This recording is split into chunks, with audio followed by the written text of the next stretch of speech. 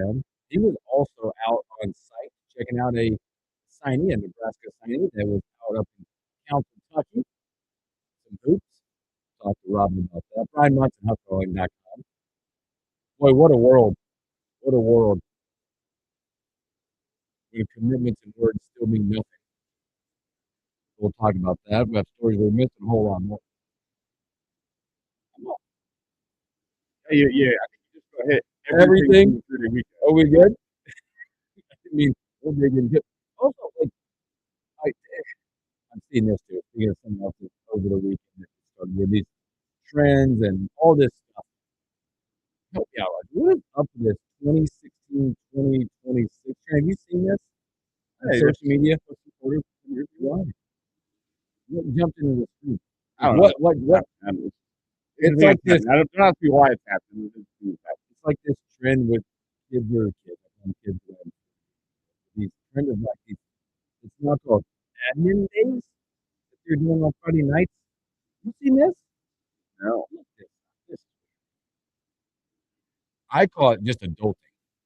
Simple adulting. Where like people are getting together on Friday nights and like doing admin type stuff. Like they're paying their bills together. It's weird. I don't know. You need support for paying your bills. I guess. I'm not like a financial, but like emotional. I need a lot of other. I need a lot of other support in a lot of other ways. But the 2016 again, of course, what did it do? I'm not posting anything. It did make me go back to my photos and go, 10 years. Here I was thinking, whatever.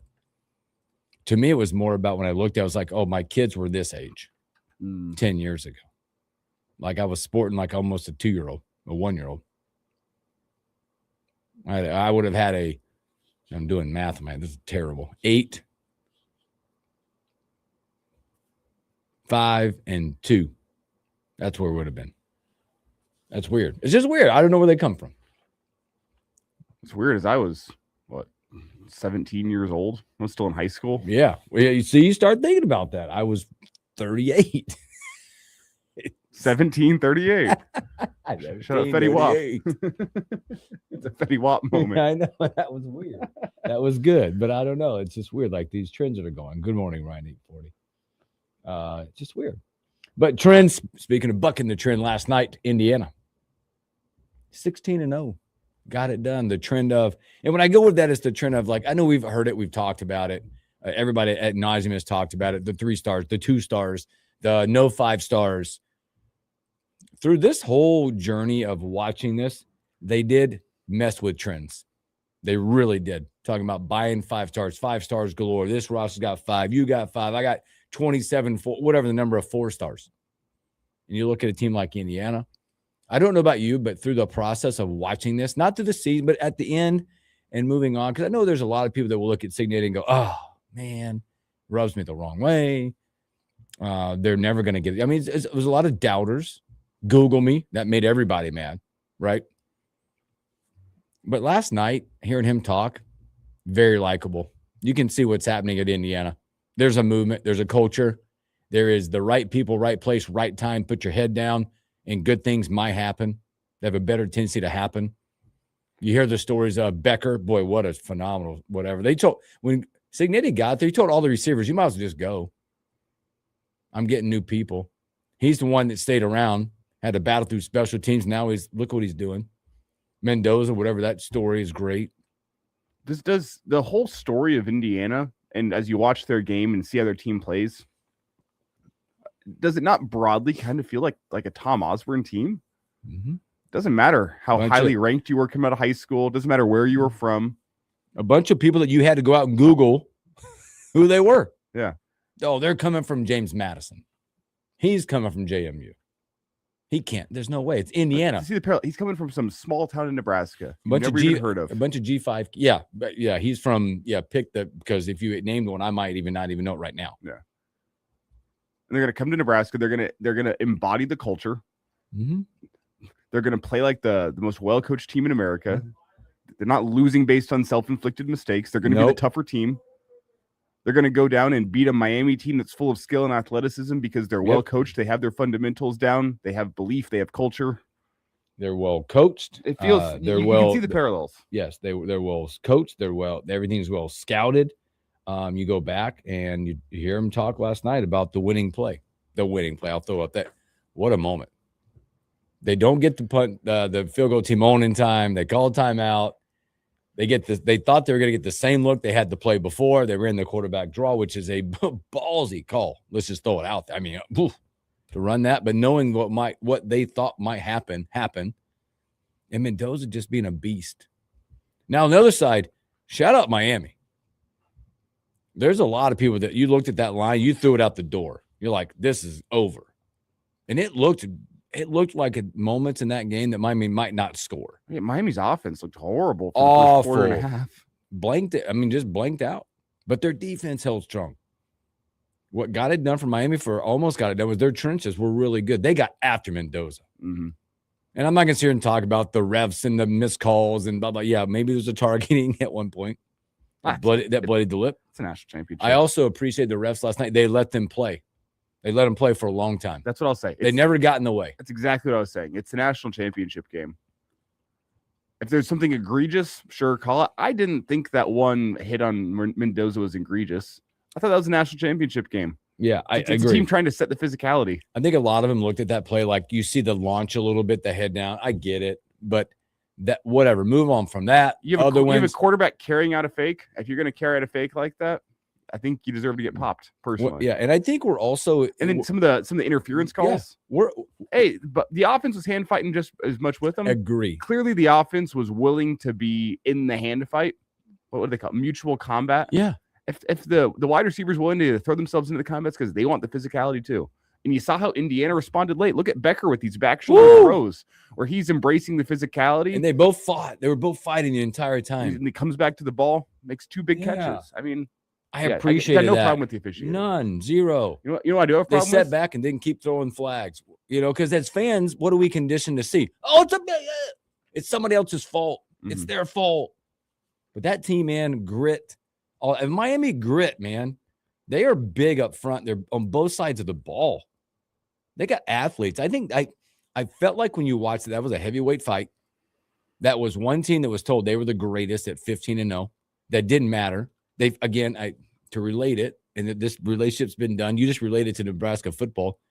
It felt like watching Fred Hoiberg, who we're going to talk about that team later on. Who cares that we're number one? Got to go play the game, right? Indiana punched, Miami punched back. Indiana never gave up. Neither one. I loved watching this match last night. I loved it. Do I have a problem with? And Miami, by the way, is back with Indiana. I think they're both teams. These teams are going to be there for a little bit longer. We'll see with Miami. They have a lot of young talent, but the portal window being where it is makes it tough for any team that makes it this far in the playoff to come back and reload and have another season like they just had. Which watch out because that 5-day window is now open for those kids. Yeah, but both of these schools, that's a tough ask. Yeah. You're preparing for the national championship game, and also you have to get your roster in order. Yep. Brutal. It's almost set up so that these teams don't go back to back anymore, unless you have a sophomore and junior laden roster that all comes back. I do have a problem. The one complaint with the national championship game. Why are there so many freaking ads? Oh gosh, I know. Every single drive, I feel like we're going to a commercial break. That was a game, especially that first half, with how much those teams ran the football. I mean, it felt like it could have been played pretty quick. Yeah, I noticed it. Second half could have been pretty quick. Do you know how long it was? It was how long 3.5 hours. Second half was? No, the whole game was. I believe just I didn't notice the first half because I was out with buddies for the first half. Every year tradition, we go out somewhere first half playing Keno. Good team last night, boys. Oh, yeah. But I didn't know. I did notice in the second half because I always go home right after halftime, watch it with my boys, and I'm like, looking at my watch, going, "Wait a minute, it's what time is it? You guys, why are you still up?" Yeah. Because you're sitting there with your boys and having a good time watching it. But yes, it did feel like that forever, which I think, and it's hard because those things right there kill momentum at times. Because at times you just want no more. Let me get back on the field. Let's go. Keep the pace. Also, Signetti can coach. He has this. You watch him. To me, it's like watching Fred and that staff coach right now.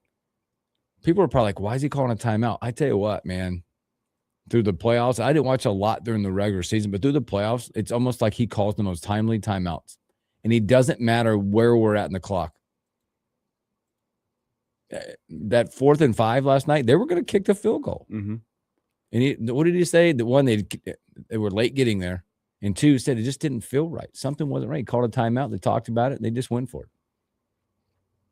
They have, and that's a part about, I think that's like through sports and life, just go for it. Get after it. Seize the moment. And then at the end, they made a winning play.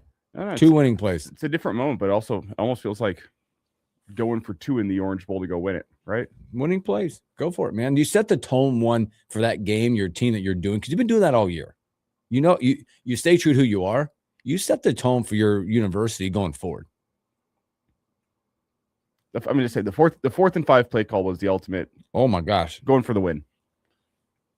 Did you see the videos that are out there that obviously you don't know if this is the truth or not, but they're circulating the play. Where did Indiana learn this from?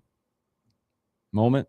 I don't know if this is the truth or not, if that's what they did, but there's a play in a game where Notre Dame and Miami were playing each other at the beginning of the year, and Notre Dame ran the same play. I don't know if that film study was there. Maybe it was, but there is a play there that is the same exact play, not from as far back, but it was like 4th and something from the 5.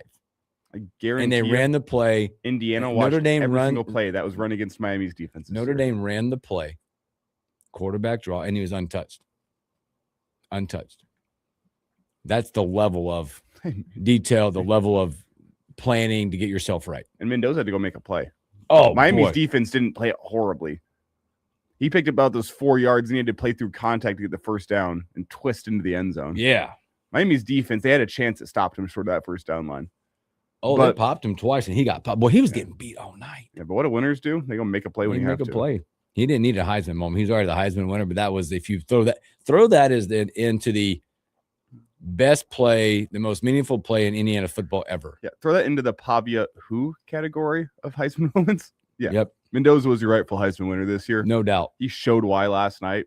Big time throw after big time throw in the second half. After he started off the second half so poorly. Oh, he's 0 for what? They was like 0 for 6? I think I was going to say something like that. Well, he was getting beat up because he couldn't get off throws. It was like 0 for 4 like after the third quarter. And they had, like, give up credit to Miami.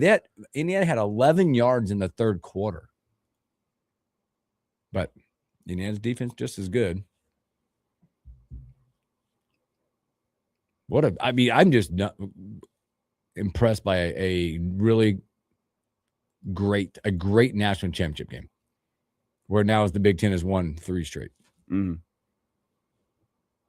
The SEC put out some tweet today. I'm like, you guys, sore losers. Something, congrats to the Big Ten, but then it went through the history of like the number of times. They can't accept the fact that they've lost their grip on college football. They've lost the grip. Not that they're not a great conference, but they just. Big Ten's where it's at. Big Ten's where it's at right now. Wow. If you want to win natties, come to the Big Ten. That's right. So, boy, congrats to Indiana. The close of college football, man. But you know what we do have here locally? We have Nebraska basketball. We're going to take our first break. We're going to come back and talk with Robin Washington from HustlerOnline.com.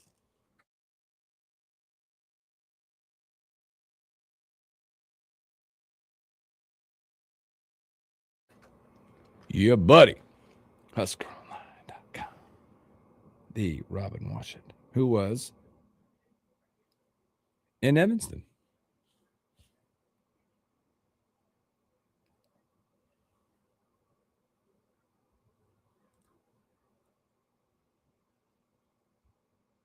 I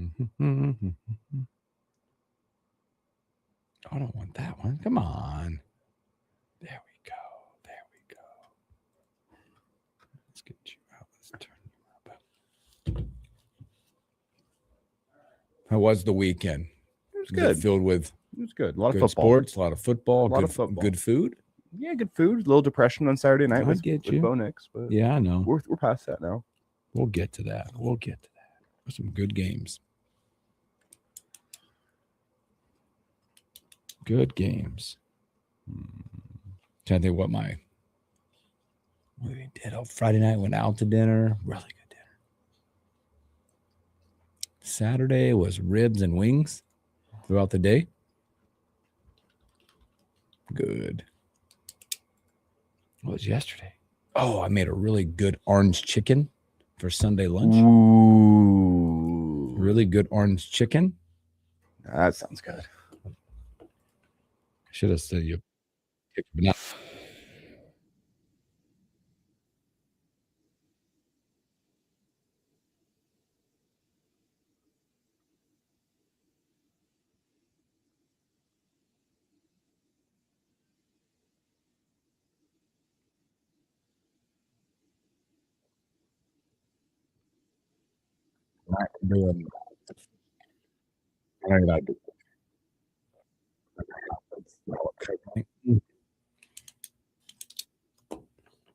Yeah, it's not. I can appreciate that. Some other people would appreciate that. With the orange chicken, just on a nice bed of rice. Oh, you might need some of that recipe. Oh, I get it to you. You might need to. It's so good. I get Robin on the line here. Let's go. Oh, at the show, I get the picture of it.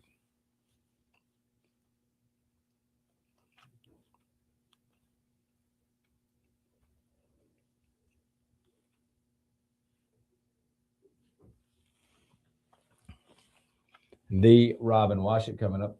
Hope you guys all do a great start to your mornings.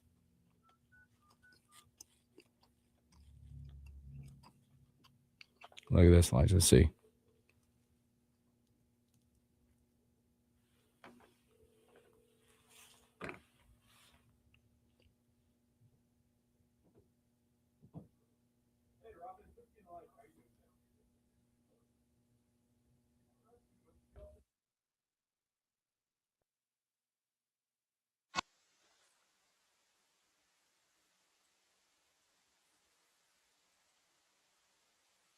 Welcome back to the morning hookup again. Happy Tuesday.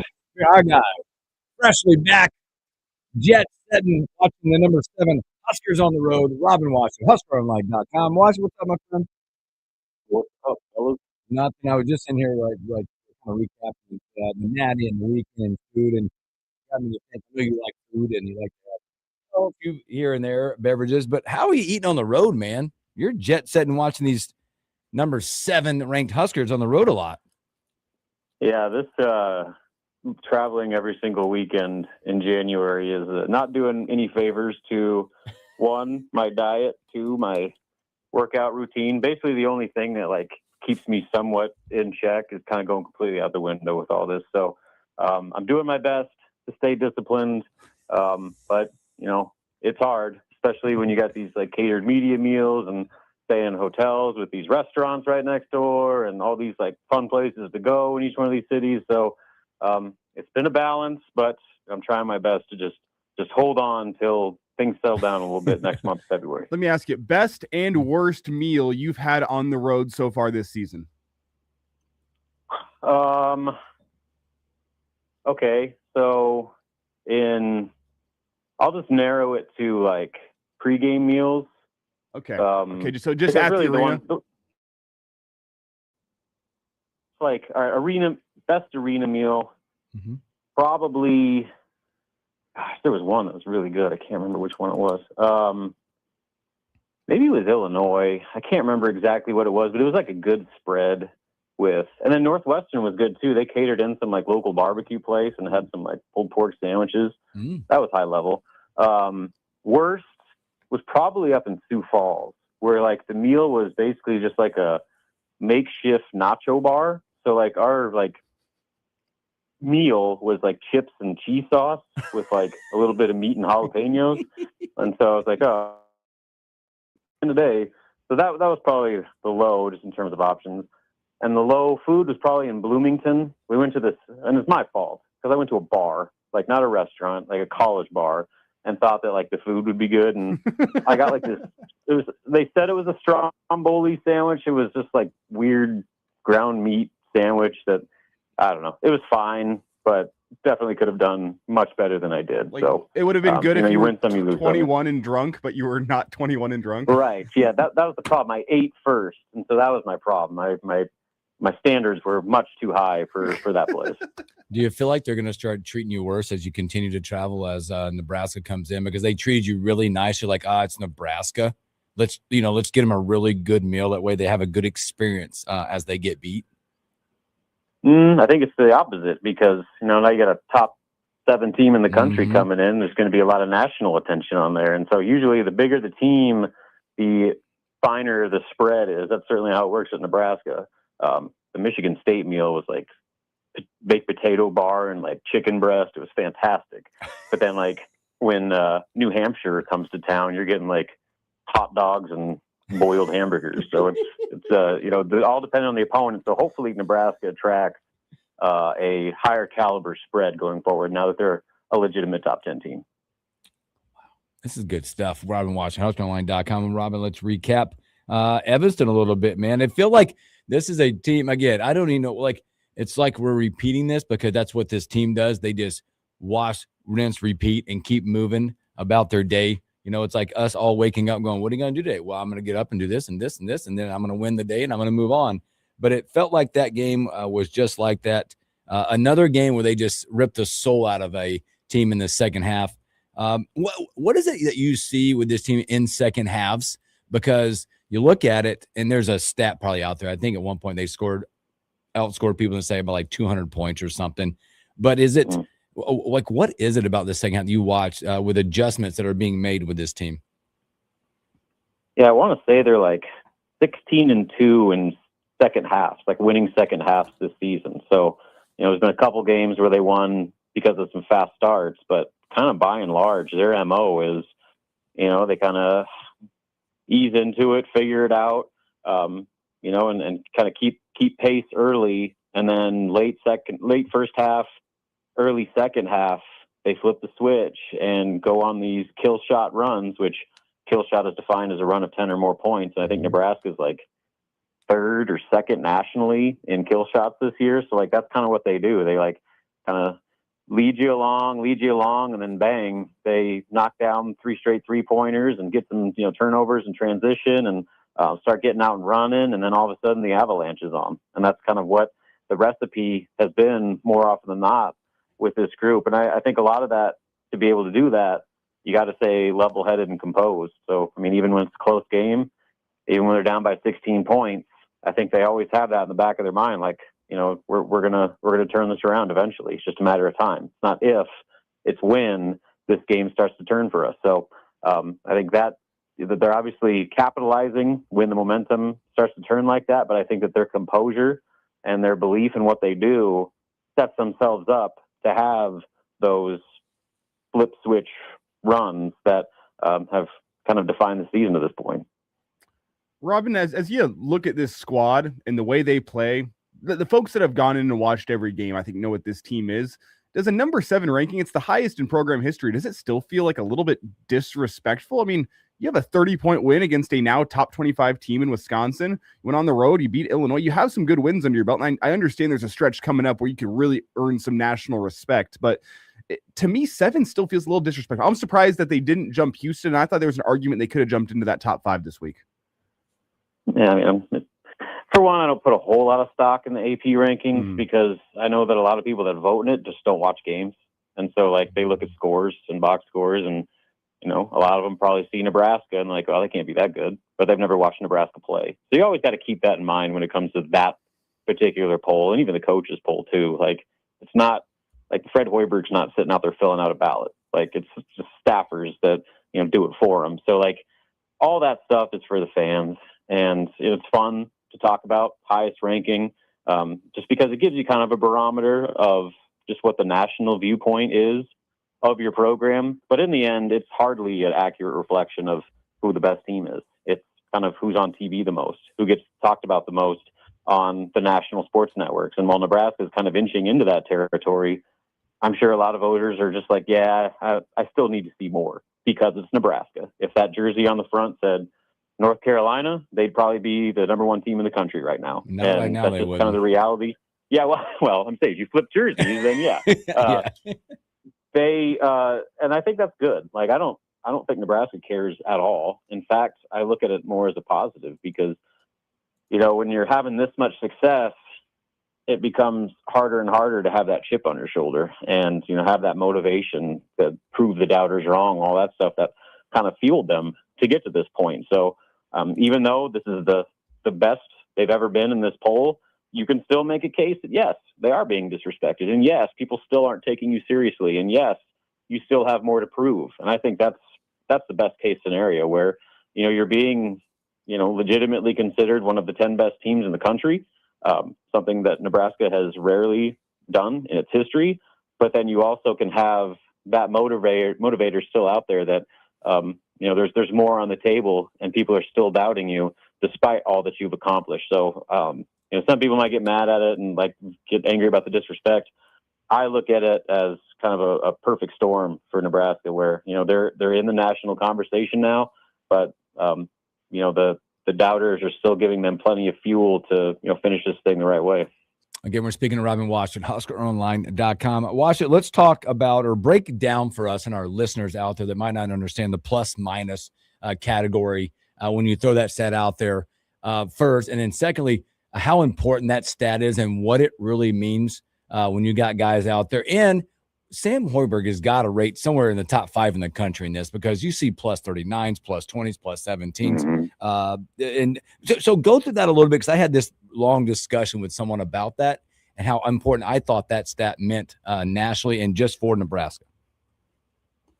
Yeah, I mean, when you're looking at factoring into team success from an individual player standpoint, I put plus minus just as high as I do points scored because it reflects the margin of, I guess, the point margin while a player is on the floor. So Sam Hoiberg plays 35 minutes. If he's plus 39, that means Nebraska outscored their opponent by 39 points when Sam was on the court.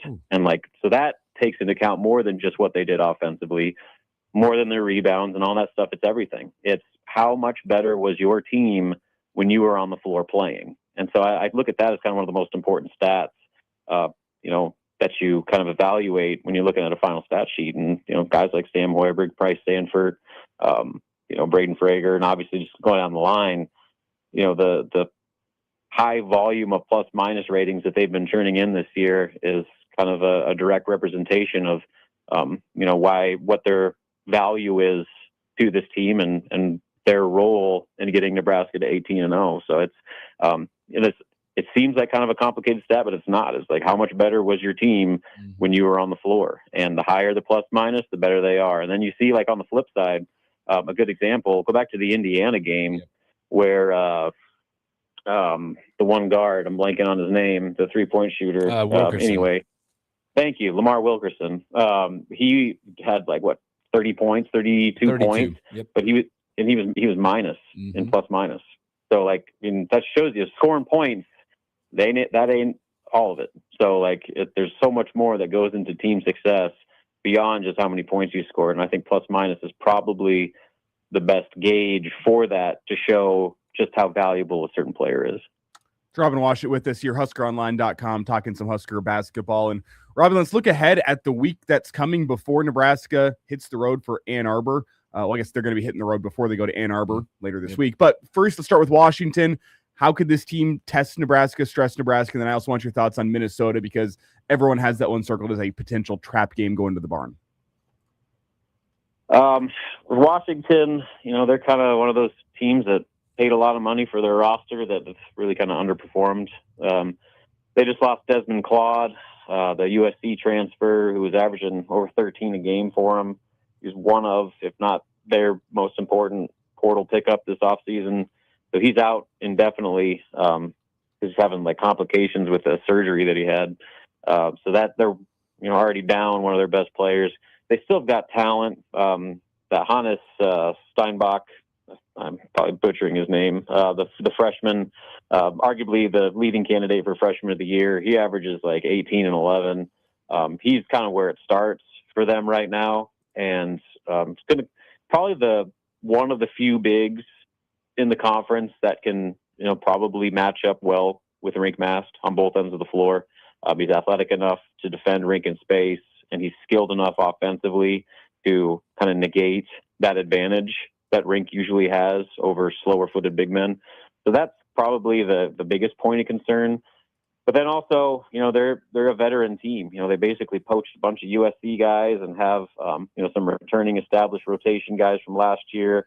And it's kind of a wonder why they're struggling the way they are, given the resources that they have. And I've reported this before, but, I've heard through people that would know that, they're one of their top basketball donors donated $5 million this offseason. So, that's at least a minimum of a $5 million roster on top of everything that they had beyond that one donor. So they're an interesting team, probably a pretty disappointing team considering the return on investment they're getting right now.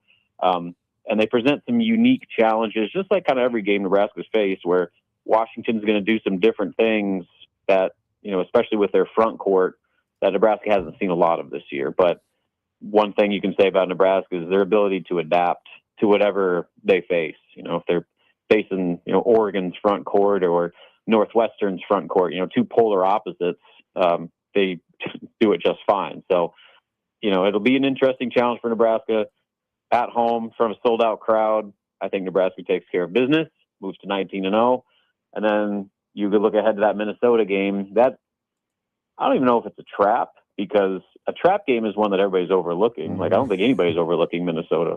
Nebraska struggled there. They've had a hard time winning the barn for a long time. And you look at what Minnesota has done at home this year. They beat Iowa. They beat Indiana before Indiana kind of started to tailspin.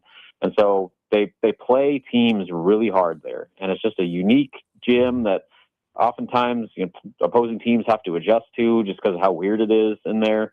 And Nico Medved is one of the best X's and O's coaches in the conference. And he's got probably a undermanned team from a talent perspective compared to the rest of the conference, just because of, their roster resources. But he's got those guys, getting the absolute most out of every one of them. And so, if Minnesota comes and starts knocking down shots because they're going to get open looks, Nebraska could have, a challenge on its hands. And, I guess kind of the flip side to Nebraska's even-keeled approach, I don't expect them to overlook anyone, especially going on the road against a Minnesota team that, a lot of those guys on that roster know firsthand how difficult it is to win up there. So it'll be a challenge, just like every Big Ten road game is. But I think just from a mentality standpoint, Nebraska, I'm not worried about it being a trap. If they lose, it's just because they got beat. It's not going to be anything of them overlooking their opponent or thinking that they're just going to walk into Minneapolis and get a win. And I guess that's the most important first step. Well, I just hope I don't have to watch the Tyson kid keep hitting threes. Makes me mad every time he makes that'd one. Be salt in the wound, wouldn't it? Yeah, it would. Speaking of a kid, watch it. You're always on the job, my man. You got to spend some time watching a Nebraska signee, and one Colin Rice dropped 33 yesterday. Tell me what you saw from him, because I know everybody was up there coaching. There were a couple coaches up there. Fred Hoiberg was up there. You were up there. Got to take your kid with you and watch Colin play.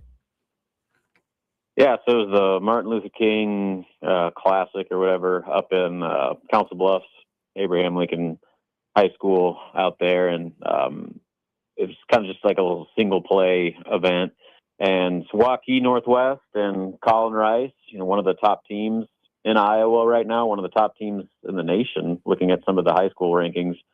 We're up there playing Millard North, and it's actually my first time seeing Colin play live. I've watched a lot of clips of him and read all the scouting reports, but this is the first time I've actually seen him in person. And I continue to think that Nebraska got probably one of the bigger steals in the 2026 class with him. And that's hard to say with a 4-star top 100 kid to call him a steal, but he is he was by far the best player on the court with any game that I watched, including some other guys that there was a kid going to Illinois on his team. There's obviously the Creighton kid, Jaden Kuhn from Storm Lake, Iowa. They played Omaha West Side in the game before.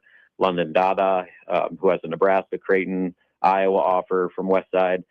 Colin Rice was by far, in my opinion, the best of the bunch. And his length, his height, his shot, his ability to be physical when he needed to, attack the rim, get rebounds. Like, he did pretty much everything you would expect of a player of his profile. And you can see why Nebraska's coaching staff absolutely loves him and why he was such a priority in the 2026 class. He fits right in just from a skill, size, talent standpoint, but maybe just as importantly from a character standpoint too. He's like a carbon copy of Price Stanford. Like, and again, there's the Waukee connections, both Waukee Northwest guys. Colin's dating Price's sister. Like, the families know each other really well, but like beyond that, like, just a genuinely class kid, and is going to fit right in seamlessly with the culture that's been established. So a lot to like there.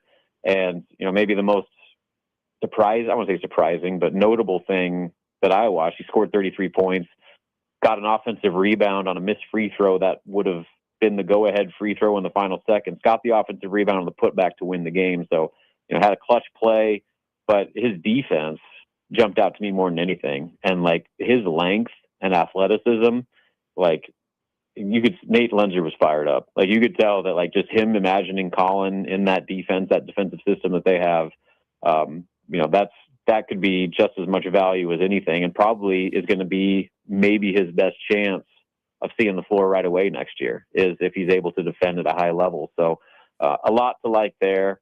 I'm going to talk to him a little bit afterwards, and obviously Fred and Nate were there watching, and they've kept in regular contact, always keeping in communication, telling him, evaluating his game, telling him pointers of how he can get better. And really the biggest thing is that he needs to work on at this point, in my opinion, is just he needs to get bigger. He's still just kind of a tall, lanky kid. But here's the other part of it. I don't know if he's done growing yet. Like, he's 6'8", legit 6'8". Like, if you watch the video I did with him, he just towers over me, makes me look like a kid. And I mean, he's not done yet. Like, there's a chance he could grow another inch or two or more. So that's going to be kind of interesting to see just where he tops out. Does he get to a legit 6'10" or beyond? And then the process of filling out after that. So that's kind of the big hurdle for him, is he just got to kind of grow into his college body. And that's just going to take some time. But from the picture that I saw yesterday, that is a signature piece to next year's recruiting class that is going to be a big part of Nebraska's future going forward. Robin Wash with us here, HuskerOnline.com. And Robin, before we get you out, I do need to get your thoughts on Harbaugh to the Giants. Mm-hmm. Love it.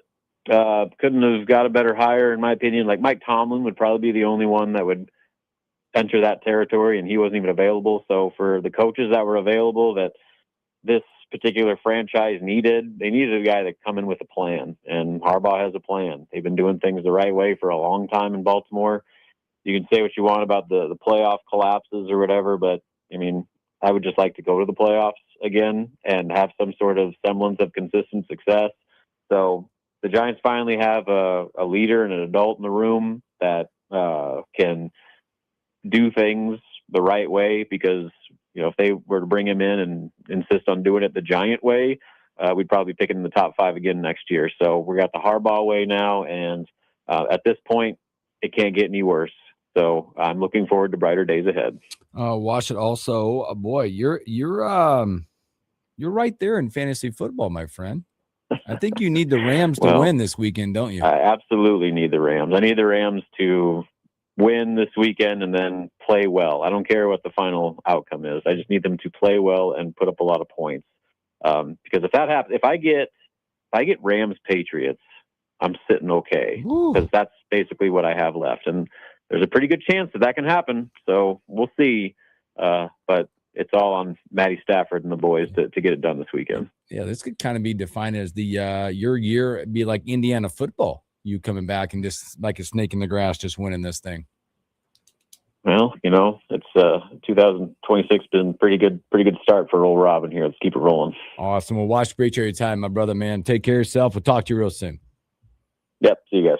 Robin Wash with HuskerOnline.com, man. Great stuff from him as he continues. He's got this movement going. And I'm good buddies with Robin, and what he's doing, he is the travels he's going on, the stuff he's doing, he is bringing Husker Nation along for this basketball journey like we have been for a while. So let's take a break. We come back. Let's talk a little football. got a spring game announcement. Is it going to be a problem with basketball and that weekend? I don't know. Maybe. Let's talk about it when we return.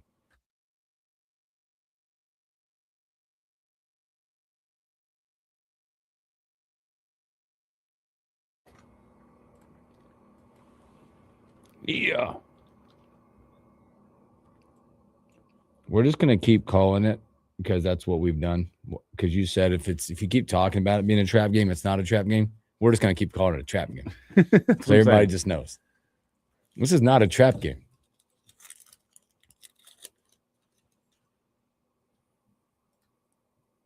It's just fun to watch that team because you watch other programs growing up. Yeah, big Tar Heel fan. They are terrible right now, whatever. But I used to watch them, and you could feel the run coming, the confidence growing in a team. If you watch Nebraska ball now, they know it's coming too. They'll hit a shot, and they'll get a great defensive stand, and then they just get up the floor, and you're like, okay, it's starting to happen, and it's all the parts are working together. Burke defensively doing great things. I mean, you look at Frager, the confidence with his shot in the last 2 weeks. The man fires him up now. It kind of goes back to and when Fred said, shoot the damn ball. But is it me or every time I was having this discussion last night with Nebraska ball? We're talking about Nebraska basketball, just college basketball in general. Whenever Price shoots the ball, I think he's whenever he lets the ball go, I think it's always going in. I don't look and go, oh, God. No, it's always going in. Like he's going to go 10 for 10 and score 30 a night. You know? I think the number one thing to me is, I mean, the defense we know, but the way they value the basketball this year is incredible. I think they're tied for like 5th or 6th in the country now. Turnovers. Going into that game against Northwestern was number 1 in the country. Mm-hmm. And they turned him, 11 or 12 times? Take that. And they locked down Martinelli. Was that his name? Yeah, in the second half. Yeah. Horrible mustache, by the way. Oh, he's terrible. I don't know how he's making shots. Honestly, he's good. He's good, man. He is good, but someone was like, whoa.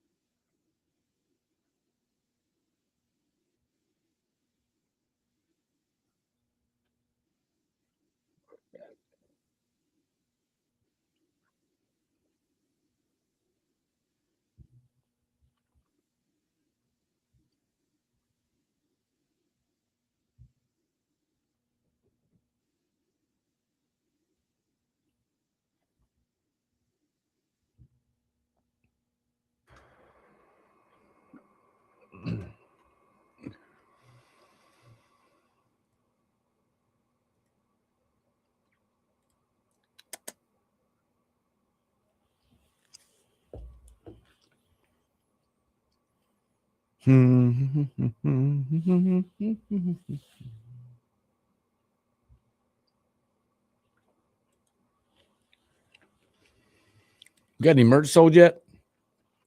People clicking the button, baby? Yes, sir. I saw it. I shared it. You bought any merch? I ain't bought any merch. Dude, this weekend was. That's fine. I'm not. Don't you worry. I just thought maybe I'd just get one. Yeah.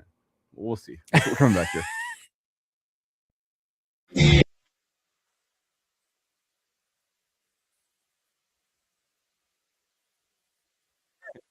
Welcome back in the morning. Hookup special. Thanks to Robin Watts, HustlerOnline.com. Were you banging your head on Sunday? Maybe a little bit. We're talking about it. You're like, I can't be happy. Why can I be happy? Sunday afternoon was whenever I came to and started to, drink the Kool-Aid on Jarrett Stidham. Yeah. Saturday night was rough. It's like when you for you, it's like all your time just butt over a nice soup or a meal you prepared and you think about your life. You make that soup and go, I had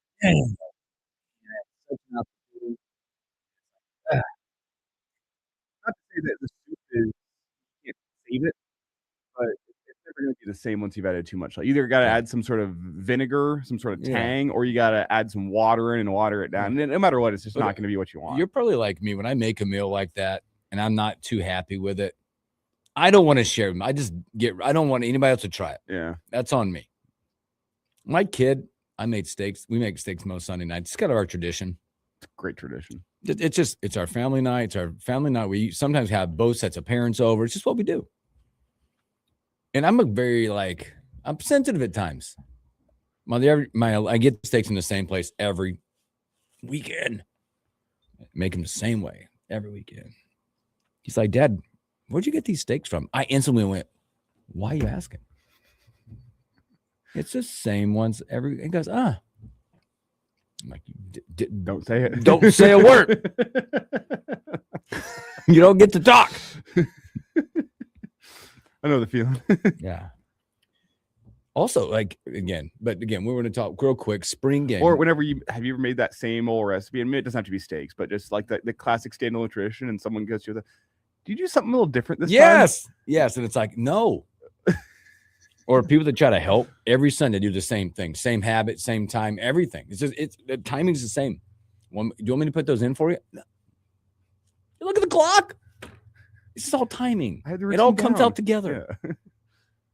No, that was my Broncos though. With Saturday, it's after 10 years of just horrible football and disappointment. I finally got 45 minutes of joy, and then that 45 minutes of joy was quickly brought down to just I didn't even want to watch this. I mean, the Saturday night game kind of sucked. But it was Sean Payton ripped the Band-Aid off. I'm glad he did it there. Yeah. I'm glad it's not the mind games if we got to Wednesday and it was, oh yeah, by the way, Bo Nix broke his ankle. Yeah, he's not going to. We don't need those mind games. Go support your backup. And there's been a lot of support for Jarrett Stidham through the last 3 years in Denver. Even as Bo Nix's backup, Sean Payton's always been, you know what, we got a guy that's waiting in the wings that we think could start for a lot of teams in the NFL. This thing's gonna be game plan, and you get to be at home. Right. And it's not with Sean Payton's system. You're glad you've had a guy who's been in the system for 3 years. Yep. He's been in the system longer than Bo Nix has. Yep. So it's not a guy that's not going to be able to go in and operate the offense. He's not going to be Bo Nix. Some people out there think there's no drop off. I don't believe that. there will be a drop off. I believe though that the drop off from starter to backup will not be as great as it is for a lot of teams in the NFL. There's a lot of teams that have a pretty significant drop off once they get to their backup. I don't think that's the case in Denver.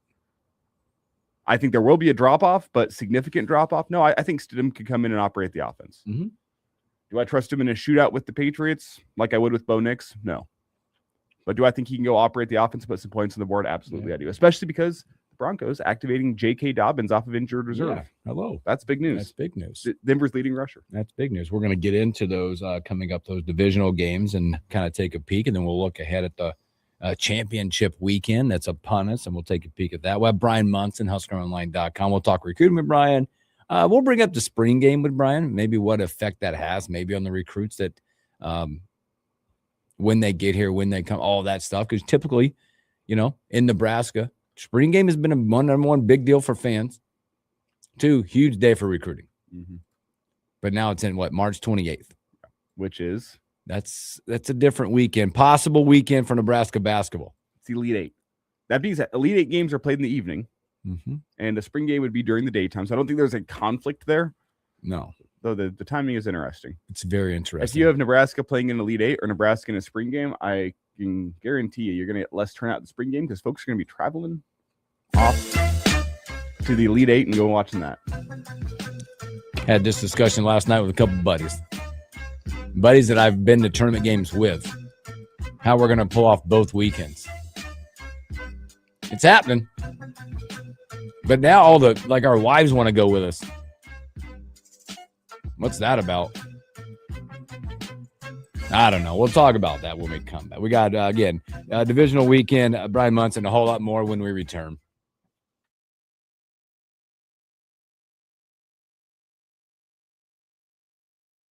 Hey, I'm Mike Slater. My dad passed away at the age of 63. It's out of nowhere. Had a stroke. Super hard, obviously, for the whole family, but my dad had life insurance. This is why I have life insurance for my family, for my wife and 4 kids. And the best place to get life insurance is ethos.com because you can do it in 10 minutes. And there's no medical exam and no blood test, just a few health questions. Get life insurance in 10 minutes so your family is protected. Ethos, ETHOS, ethos.com/Mike. I'm Ernie Hudson, actor, cancer survivor, and father of 4. As a dad, there's nothing I wouldn't do to protect my kids from cancer. The human papillomavirus, or HPV, can cause 6 types of cancer, but the HPV vaccine can stop cancer before it starts. Girls and boys should get the vaccine at 11 or 12, and there's a catch-up option for teens and young adults. For more information, go to preventcancer.org. We're here at Menards Bank Sale, asking shoppers what they're putting in the bank to get 15% off. Paint, batteries, tools, toilet paper, extension cords, grocery items, hardware for my cabinets, snack items, crackers, and some canned goods stuff. shop vac supplies, toothpaste, cereal, coffee, dog treats. I've got a lot of stuff to grab. The list goes on, but the sale ends January 24th. Hurry in for Menards 15% off bank sale. See store for complete details. Save big money at Menards. Did you know that Apple started in a garage? Google started in a garage. So did Amazon and Hewlett-Packard. At the next rodeo, we have nothing against garages, but this is for those burgeoning businesses that started in backyards, bedrooms, bathrooms, kitchens, home offices, and also garages. Small businesses with smaller beginnings that were looked down on, tucked down too, but had the smarts to survive and the grit to grow. And now they're ready for the next chapter.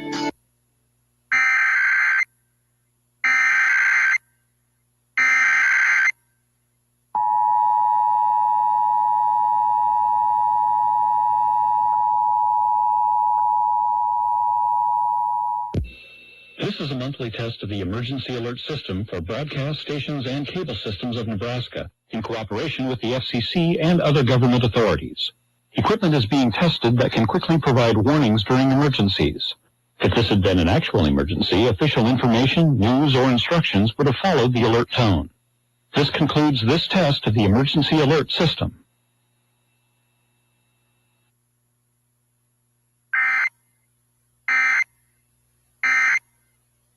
That journey takes commitment from people like you and me to end poverty for good.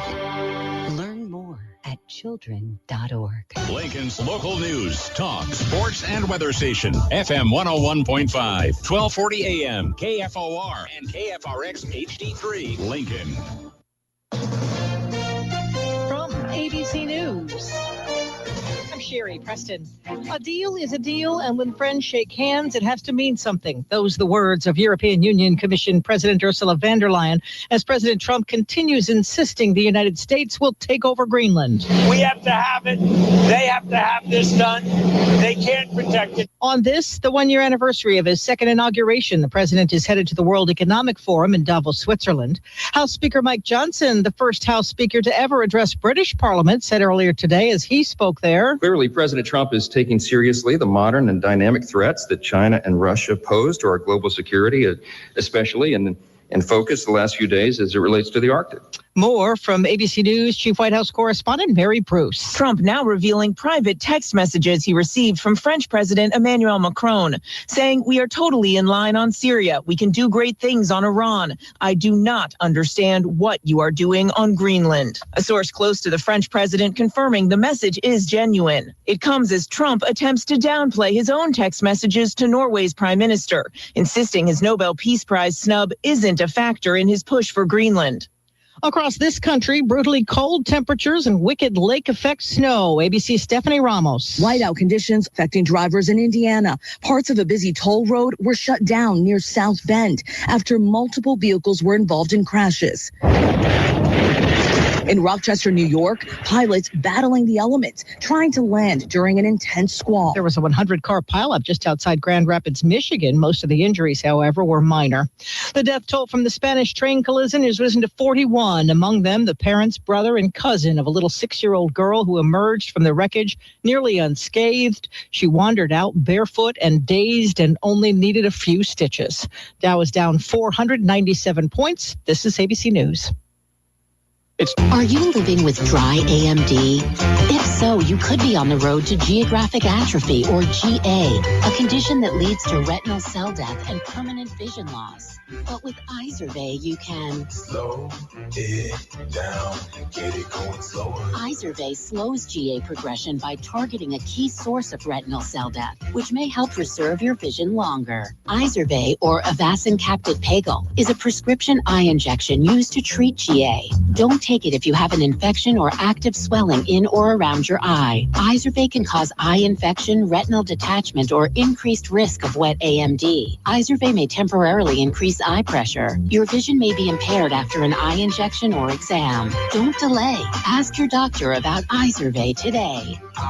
Izervay gets GA going slower. Visit Izervay.com. That's IZERVAY.com. Paid for by Astellas Pharma. The latest on a serious crash Monday, southeast of Lincoln. Good morning. I'm Jeff Modes. We're up to 20 degrees at KFOR. Investigators still saying 2 children were hurt in a UTV crash late Monday afternoon on private property on the north edge of Bennett. The Lancaster County Sheriff's Office confirms 1 child was critically injured. The other suffered less severe injuries near 162nd and Bennett Road. We just got done with a media briefing about it. We'll have more about this story coming up in later newscasts, plus online at KFORnow.com. A state law passed in 2019 has Nebraska teens to clear a civics requirement in order to graduate from high school. Now, one state lawmaker is leading a bipartisan effort to write a new law that members of the Nebraska legislature that are new to take a 20-question civics test and publicly post the scores. Omaha Senator John Frederickson has introduced LB 1066. It would not affect the ability of any lawmaker to hold or continue to serve in a public role.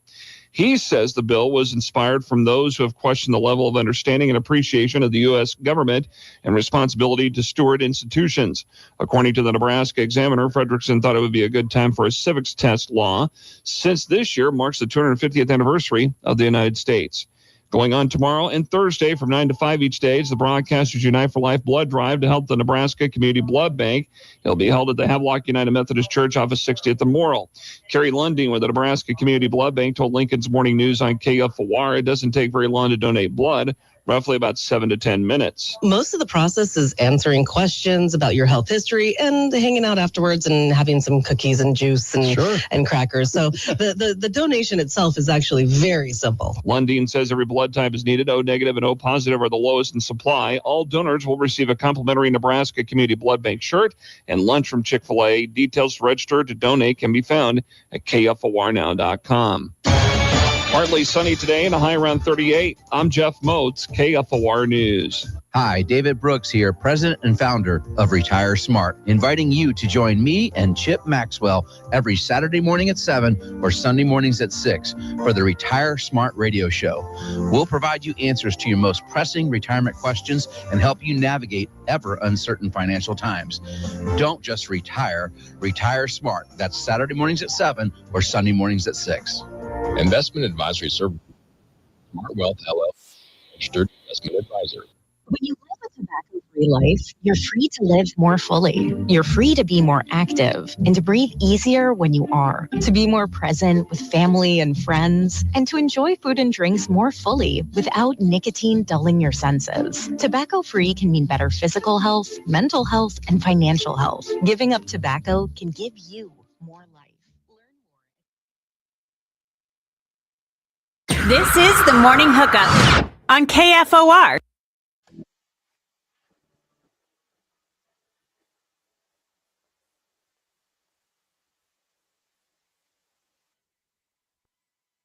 Welcome back to the Morning Hookup, hour number 2. Happy Tuesday. Sports keep on rolling tonight, by the way. Oh, basketball hoops tonight right here on KFOR Wood. Justice. YZ on the board. Tonight, you guys will be live from Pius, Elkhorn North, to make the trip down. You guys will be on, what, 7:20? 7:30. It says here, the Auburn has 7. Not be in attendance for my bowling league because of that, but I think it should be a good basketball game tonight. Fully worth it. Oh boy, what's a complicated next 2 weeks with bowling because we got Bowling tonight. It's the final week. Wait a minute. Like this is the nice warm-up week before the city tournament. And that next Tuesday night city tournament, I'm scheduled to be in Ann Arbor. So you're going, aren't you? Yeah, so I gotta go find a time to make up for the citywide tournament in bowling, which is a big deal. Huge deal. We finished in the top 10 2 of the last 3 years across the entire city. My team has. We're going for. I think we finished second last year. Yeah. Still haven't gotten that citywide win though, so we're looking for that. I think it is time, but we're gonna have to figure out when we're gonna make up. And if I'm not there. I'm not sure if I'm gonna be bowling by myself or if the team's gonna be bowling all together. We'll figure it out. Well, too, that you're not driving to Ann Arbor, are you? Yes, I've done that one time. I've driven to Lansing. Not horrible. Ann Arbor's what, 14 or 15? Ooh, it's like I'm seeing like 10 hours. Is it? It just felt like. Well, maybe it felt like on the way back because I went up there for football. Was that Frost's first year? I went twice. The first one was not Frost. It was back. Is that Denard Robinson days maybe? We got lit up both times. Yeah, but it was great tailgating. From our station to Chrysler Arena, 10 hours and 29 minutes. All right. That's not horrible. No, stops here and there. Oh, yeah. Because it's only like, what, two hours past Chicago? 2.5 hours past Chicago? Yeah, it's just that trip back. Also, before we move on to the divisional playoffs, did you the video from your dad? Did you watch the bowling video and take the advice? No. Okay. Did I watch a little bit? See, it was it's complicated because it was advice for two-handed bowlers. I'm not technically a two-handed bowler. I don't use a thumb, which is how the two-handed bowlers operate, but I still just use one hand. So you just hold it. I think he's wanted me to go to more of a traditional two-handed. You're like, I love you. Kind of, yeah, just yeah. L for love. And I just don't have a deep. You know, those people with the deep backswing. Oh, you just I'm a nice light backswing, big follow through, a little curvy. Oh, I get big curve. You get your mark out to the third mark and go. I'm not a third mark man, but act like I don't know what I'm talking about. You do know what you're talking about. I just can't do it, but it's more of a fourth mark man, actually. Okay. Yeah. It's like pitching. I pitched a little in college. I wasn't great at it, but I can teach it really well. You're the same with bowling, huh? Yeah. I get out. You need a coach? Just hooksy. He's got the clipboard, stopwatch. Who's that guy over there? Don't worry about it. Giving me signs from behind. Yes. Some of the bowling videos you watch from like the pro boards are good videos. Dude, they're fun. They get excited. Dude, I don't think people realize how good pro bowlers are. Oh, yikes. I mean, people look at it and they go, man, I could practice enough on like my home lanes to be good at bowl. No, the oil patterns that those guys bowl on and the pressure that they're bowling under, you could not imagine. Who was the one guy? Pete Weber. Yeah. I like that guy. Exactly who you're talking about. Who do you think you are? I am. I like that guy. That's what every sport should be like. Just somebody like that. Some character. The characters were out and about between Saturday and Sunday with games. Boy, one game not so good. We saw it coming. We can get to it. Seahawks 41-6. What is to be said about that? Seahawks dominate. They look great in the game. The running game, which we thought running game get going. The Seahawks in that last matchup before that ran the ball effectively. Kenneth Walker 116, 3 touchdowns. You could just see it in San Francisco. It was just the matchup was there, all beat up, all hurt. What a great year for them, but Seattle moves on. Yeah. The 49ers weren't in it from the opening kickoff. No. Just a splattering. Yep. Just a splattering. And we did kind of see it coming. I didn't see it turning into that, but the only question mark with the Seahawks was the health of Sam Darnold, and he looked fine. He didn't seem to have any issues with that oblique. And whenever he came out dealing, the Seahawks just have a much more talented roster, much more talented team, much better offense, much better defense. And these guys are built to be playing in a few weeks is what they're built for. I'm going up in what I call the grossest order up to the best, I believe.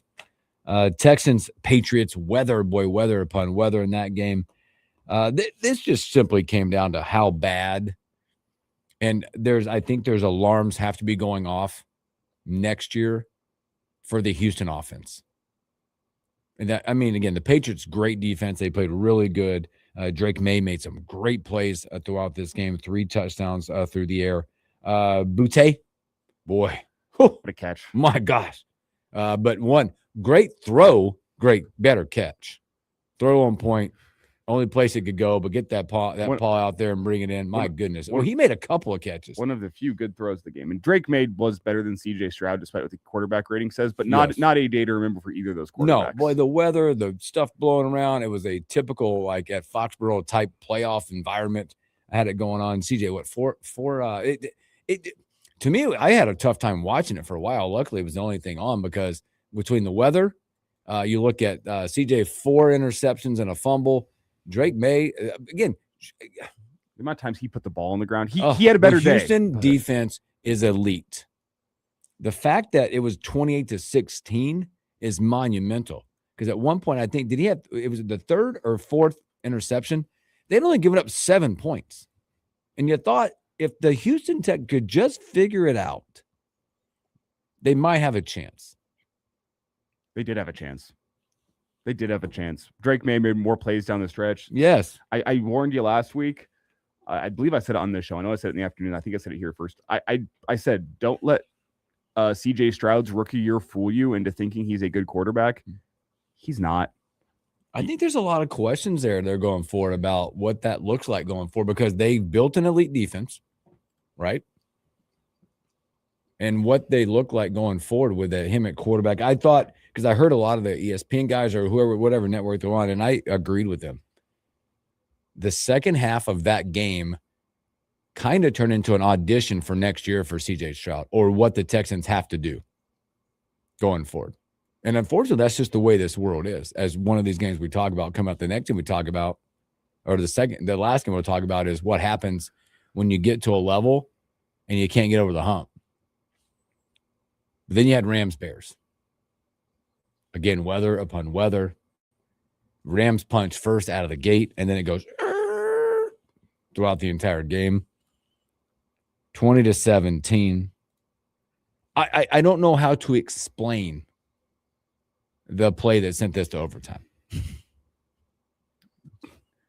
It was a prayer answered. I mean, backpedaling 30 yards to throw it a 50-yard across the body type play. Magical moment. In the back corner to Cole Kmet in the end zone to tie it up.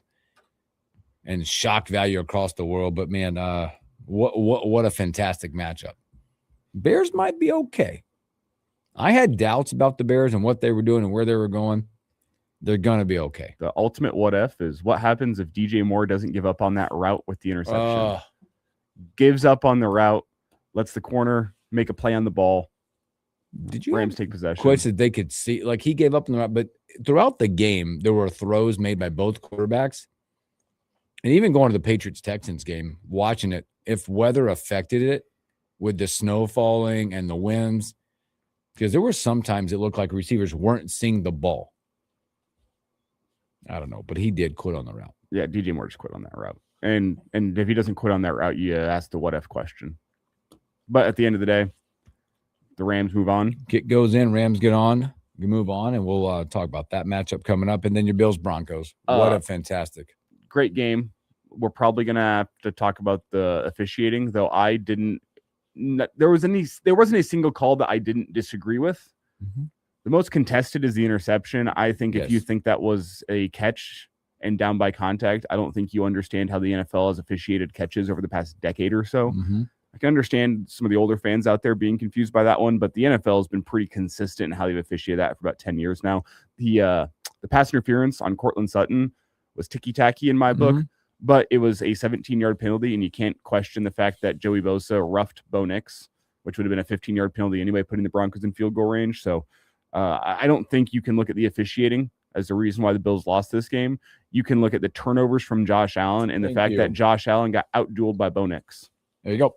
I was just going to say that there's a lot of talk about that catch interception, what that rule is, whatever. Yes. Is it going to go down as something people are going to talk about for a while? Absolutely. Or the other call, yes, but you mentioned it. These games, a lot of times, are not won and lost by those plays. It's everything that preceded what happened. Allen had two turnovers. He had 2 picks. You can't miss your tight end on a potential game-winning throw. Hey, he also underthrew Brandon Cooks on the interception play. Yep. By about 3-4 yards. Yep. Lead him enough, and McMillan cannot come back and make a play on that football. One of the worst turnovers I've ever seen right before halftime that leads to the Broncos getting another 3 points on the board. There's so many opportunities for the Bills to win that game. I think, and it's going to sound stupid to say if you eliminate the turnovers, but I mean the Bills they didn't punt. They were the better football team that day, but they made too many back-breaking plays. Yep. And the Broncos took advantage. And I think Bo Nix was the better quarterback on Saturday. There you go. The Broncos win. They move on. In my opinion, that's what it was. We talked about the Bo Nix injury last hour, so we didn't have to get back into that. But the Broncos, because of the takeaways they generated and the play of Bo Nix, rightfully deserved to win that football game. And let me also say, I texted this during the game. I thought if the Bills didn't get that done, it was going to be curtains for McDermott. Yeah, McDermott. Yep. And it was. It was. He got fired yesterday. I know Mike Tomlin's technically off the board. I think you go offer a blank check to Mike Tomlin and say, save us. He ain't off the board right now. I don't think he's ever off the board, especially with an opening. He claims he doesn't want to get back into coaching next year. But with an opening like that for a chance, I think anybody out there in that level of coaching, you look at a quarterback and go, I need to go coach that guy. I've got the pieces. And I agree. I do agree with this. And I'm going to ask Brian about it too when we got him coming up. Whether it be life, business, coaching, there are points and times when a head coach or a coach, whatever, or a business owner or a man, whatever, can only do so much. And you need to level up to get over the hump. Because they're up in arms. Sean McDermott, Harbaugh. But listen. Sometimes the message runs out, starts falling on deaf ears. Sometimes say, look, man, I texted with some buddies. McDermott did phenomenal things for that organization. His record is stellar. They didn't get there. 8-8 in the playoffs. His record is stellar in the regular season. And he's 8-8 in the playoffs. He didn't get fired for who he is and what he's done. It's just you get to a point where you're ceiling out. You're ceiling out. I look back and I parallel his career because I'm a Tar Heel basketball fan and Bill Self. I like those guys. Roy Williams was at Kansas for how long? Coaching basketball. Guess what he never did at Kansas? Never got him to that level. They made a title game but never won one. Bill Self, Illinois, got to it there. Couldn't do it. Roy Williams goes to Carolina because the coach before there couldn't get it done. He took that roster, wins a championship. Bill Self go to Kansas, gets there, gets that same roster, wins a championship. Sometimes you get to a point in life or whatever it is, and you just have to level up. You level up, and that's what Buffalo's hoping to do now. That's what Harbaugh, they're a long time message, boom, boom. Now they got to go figure out who their next guy is to level up. That's all it is, to me, in my opinion. So people are out there, oh my God, it's fine. By the way, he will be a sought-out coach too. Yeah. He will land. Results in his culture-flipping nature in Buffalo. He's a good coach. Yes. But his playoff results also speak for themselves. Yep. I just think they need a fresh face in there to get a little bit of juice, a little bit of buzz, a little bit of different feelings around that locker room. And I think that's the point is that Buffalo said, hey, you did this, but now we have a small, like the window every minute, every day is closing with Josh Allen. All of us, right? Every second that passes, our windows are closing. So now I got to go find a way to make sure we don't do everything we can to not miss that opportunity to do that. So, all right, who do we have? It's KFOR's own Jeff Bryden. Jeff Bryden. What's up, brother? Happy Tuesday. Oopsie. What's up? Being the 63-year-old lifetime NFL fan, as long as I can remember, I want to lend some historical knowledge to this conversation. And I'm going to bring up the Tampa Bay Buccaneers. After the 2001 season, they fired Tony Dungy, who had been to the playoffs, knocked on the door numerous times. They brought in Gruden. I think they traded the Raiders for Gruden. They gave him a first-round pick. Gruden came in, challenged the defense to create 8 or 9 turnovers, And he said, if you guys can do that, we will get to the dance. That's exactly what happened. Mm-hmm. He got the offense good enough to get over the hump, and they won a ring. Now, Buffalo and Baltimore are both right on the precipice of winning it. Yep. They just need to get over the hump offensively, and they can get it done. So these hires are huge. Who they bring in is going to dictate a lot. Mm-hmm. And I agree that both teams should have made the move that they made, but they got to get the hire right. They got to get somebody that can bring some juice to the offense. Yep. Good to talk to you guys. You're doing a great job. Thanks, Jeff. Appreciate it, man. Great points. Great points. And I had forgotten about that one, the Dungy to Gruden thing. And I'm bringing up college basketball. I lived it. I lived Carolina basketball, not getting to the dump. They're not getting there. Or Kansas basketball, not getting there. And Roy, you switch spots. You get a new voice, new challenges. Now, again, I agree with Jeff there. These hires, whew, you got to nail it. Especially Buffalo and Baltimore and Pittsburgh. I'll give those 3 jobs because there's other hires that I think are going to be good hires that are going to be a development type, get to the point in like 2 to 3 year deals, like if you get there. But those 3 jobs, they're not going to expect anything less than it's for sure playoffs and a Super Bowl run, especially in the Baltimore and Buffalo, because they got windows with 2 really, really, really good stinking quarterbacks. You got windows, but also look at the freaking AFC. I know. Remember, we thought that's the Western Conference of NBA basketball. The Patriots look like they're going to be around for a while with Vrabel. The Broncos look like they're going to be around for a while with Bo Nix. How much gas is left in the tank for Mahomes? I'd say probably still a lot, but they got to retool what that team is. Yes. The Jaguars, they look up and coming. Like the coach, they're building culture there. Bills, I think, are going to remain near the top of the AFC. What can the Ravens do as they bounce back and move on to a new coach? Cincinnati, they still Joe have Lamar Burrow. Jackson. Yeah, Joe Burrow's still in the AFC. Holy cow, just look at the talent that abounds. Hey, the Texans, I know they have questions at quarterback, but their defense looks like it can be nasty for years to come. The Chargers. There are probably, 8 teams in the AFC that think they have a legitimate chance at a Super Bowl type run in the next 2 to 3 seasons. Yeah. There's only going to be, out of the AFC, 2 or 3 teams that make the Super Bowl. Yeah. In the coming years. And there's 8 teams that think they have what it takes to go and make a Super Bowl run and win it all. Yep. Have fun. Yeah. But that's especially you look at the NFC going, man, who's going to be our representative? That underscores the importance of getting the coach right for the Bills, though. Sunday coming up real quick. Forget to Brian Munson. Boy, going to kick it off 2:00 on Sunday. Lock in. Patriots are headed to, I'm calling it Mile High. It is Mile High, is what it is.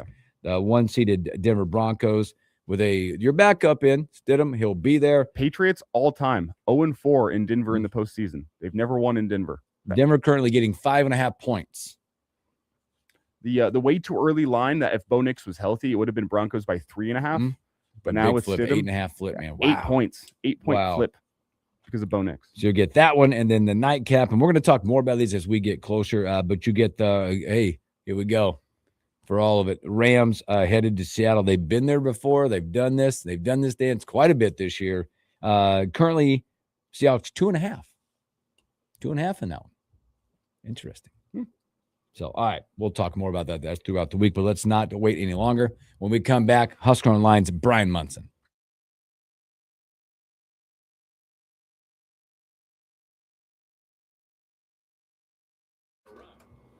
Good to hear from old Jeff buzzing in.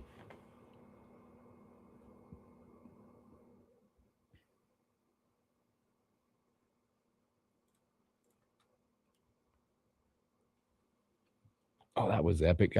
Now, like, some of my feed now is all with this 2016, 2026 thing. You forget about. Aaron Gordon just posted 2016 versus 2026. Let's do it again. Dunk contest? At Zach, what is that? Zach, what's his name? Levine, yeah. Yeah. Give me Aaron Gordon back in the dunk contest. That thing was maybe one of the biggest dunk contest robbery of all time. Ooh. Well, NBA lost one. They lost they had a big injury last night in the NBA.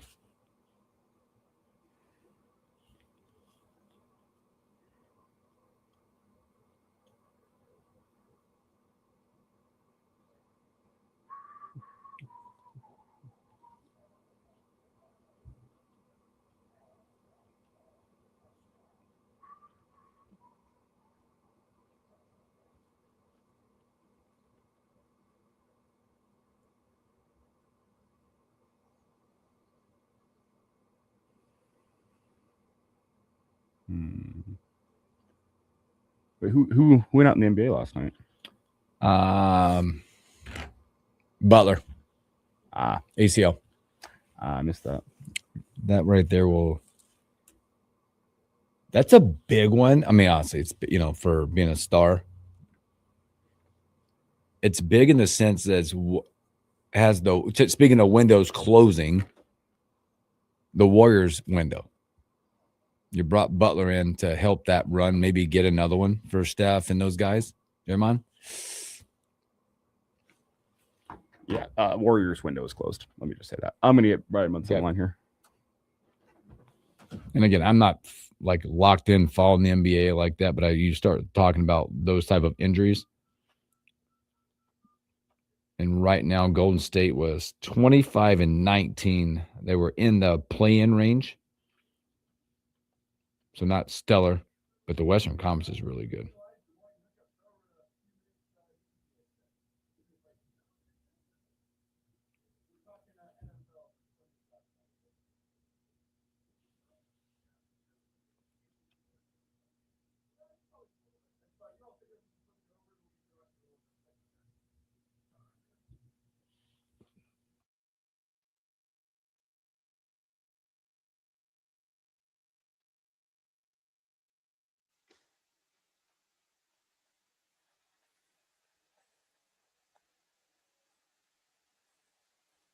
Welcome back to the Morning Hookup. Let's bring on HustlOnline.com. Brian Montague, what's up? What's up, guys? Oh, just a sports weekend. It's a dynamic sports weekend, and I want to talk NFL weekend. I'll talk about the Bills. I don't want to go to the game quite yet. I want to go to the firing of McDermott. I think it's an interesting one. I think people are up in arms about it a lot, whatever your take is. I do believe in life, whether it be business or whatever you're doing, that great people do great things like he's done. You get to a ceiling, and it's time to fix it, or it's time to help get somebody else, new voice, to turn it over. Because I think McDermott's a good coach. I think he really is culture-wise. But are you in that camp? How are you feeling about that? I've got some mixed feelings about it myself. I'll kind of get you into like where all my feelings kind of go from. Number one, I totally agree with what you're saying. I think that somebody can take it only, so far, and then it can get perpetually stopped, and it can just get stuck, and it just does not get out of, cannot get it any further than where you're kind of currently at. Now, there was one playoff win on the road, and I feel like kind of looking back at the game, Buffalo didn't have any reason to be in that game. Four turnovers in, they shouldn't have been thinking that they were even going to get close to going to overtime. They shouldn't. I mean, let's not talk about the dynamic play calling of what is actually a catch and not. Like what's a catch and what gets intercepted. I don't understand that rule anymore. But I mean, getting back to McDermott, I think that he is a guy that has done plenty of good things for the program. I feel like the New England Patriots have upgraded their head coach, and I think it's something that Pagula needs to be concerned with, that you're going to have to find a way to stay on top in the division, because clearly you're not your divisional champions this year. So you have to kind of address that. But I think the other part here, and this is where I think kind of maybe some of the things that, people are kind of talking in some rhetoric and whatever out there online, where they're calling him the scapegoat or whatever. I don't think that this was a really great roster offensively when it came to the weapons that Jeff, that Bean was giving to McDermott to say, go out there and win me another divisional title. I think it was a flawed roster. I don't think that they had the right guys. I don't think they had the right horses on the outside, basically to play, put that kind of offense together. I think that Josh Allen will be 30 years old next season. When next season comes around, he'll be a father, and he will have had some of the best years of his career, in his rear view. Maybe, he has 2-3 more kind of coming up here really quick. But I think people have got to ask the question of themselves, has Buffalo done the right things for him to really go get a Super Bowl? And I don't think the answer to that question is yes. And maybe this is a move to address that. But I think on the other side, I could have very easily have seen firing Bean as well, or just firing Bean and seeing what happens. He hasn't drafted particularly well. I didn't like the team that he fielded this season. So there's some questions there about, like where were things kind of this season in terms of talent, and he's taken all the rope at this point. Let's just put that out there. He's taken all of the rope to assume responsibility for that roster, operations, and all things. If he gets his wish to head up to get a committee together to go get a head coach, and he owns everything, soup to nuts, then he's got all the rope. He has all of it. So I'm going to be very interested to see how he handles essentially, the holes that are out there now. Whether it's do you approach a Tomlin now that he said he's out for a year, or do you default back to Dobble? I don't think people are going to be happy with that. And I'm not going to be particularly happy if this is just a promotion from within for Brady. I won't be happy with that at all. I really will not be happy with that. So I don't know. I don't know really what it means either, because I thought beyond all of it, I thought what McDermott did so well was defensive adjustments. And he had a huge hand in all of that. So there's a lot to be said about what's going to happen kind of moving forward, the Buffalo Bills organization. Do you have a top name on your coaching hires big board? I love Tomlin. Everyone does, yeah. If Harbaugh hadn't been hired already by the Giants, I would have said go get Harbaugh. I think Harbaugh needs a change of scenery, not just in terms of market, but I think in terms of basically changing the league, going from the AFC to the NFC. But I love Tomlin. Dobble, I think the one thing that kind of keeps me maybe in the Dobble boat is that he got the most out of Josh Allen when he was in Buffalo. He certainly did. But, and I think he can draft pretty well too. He did a fairly good job of doing that with the Giants. I just don't think he was able to kind of put things together, end to end. So if that's the piece that maybe Buffalo feels like they're missing, does he have Bean's ear when it comes to drafting the right guys? Because we all saw Hard Knocks, and who he was evaluating and who he went with and the guys he grabbed. He did a good job, did a really good job. So I'll be interested to kind of see what happens there. But Tomlin is by far and away my top guy. After that, there is a considerable drop off. And I just saw who the Dolphins hired. Please no, nothing like that. I don't want to hear about any top coordinator getting their first opportunity with the second half of Josh Allen's career, because if that's what it is, you're mailing it in. And that'll upset me to no end. Yeah, I feel like there's two jobs just like that. It's the Buffalo Bills and the Ravens. They won't be happy if they have a coordinator at the helm. No. At all. So absolutely not. Again, we're speaking to Brian Munson, HuskerOnline.com. Speaking of making adjustments, holy portal season. You're coming, you're going, you're here, you're not. I feel like that's what we've been doing. But I want to look at the going back, the whole quarterback situation, where we're at, and then talk about that room now, because at once you had Minchie, you didn't, and then you got Calandria, then you got Danny Kalen, and then you add another one in that room. Talk about that room and what that direction looks like, because now you go from, we might have one, but again, we also have TJ Lateef. Sorry, I did not fail to mention it. I apologize. But you got 4 Scully guys now and one walk-on in that room. Well, you went from, off the field in Las Vegas, you were only returning TJ Lateef. Yep. And I think there that we all kind of agreed that you had to go get 2 guys in the portal, and I didn't know really how you were going to kind of do it. You were clearly looking for a guy either to be like the outright starter or a guy to kind of go in there and, battle it out with TJ, but you also needed a developmental guy. And I don't really think anybody kind of saw the 2026 quarterback kind of coming along. So I think that was kind of an interesting deal. But you go get Calandria, and I'm still not sure if I'm saying that name right, and I apologize to everybody out there. I've heard it 3 different ways, and I don't know if I necessarily I think that I'm saying it wrong by comparison to anybody else. But Calandria, to me, he's a more proven quarterback than Minchie was.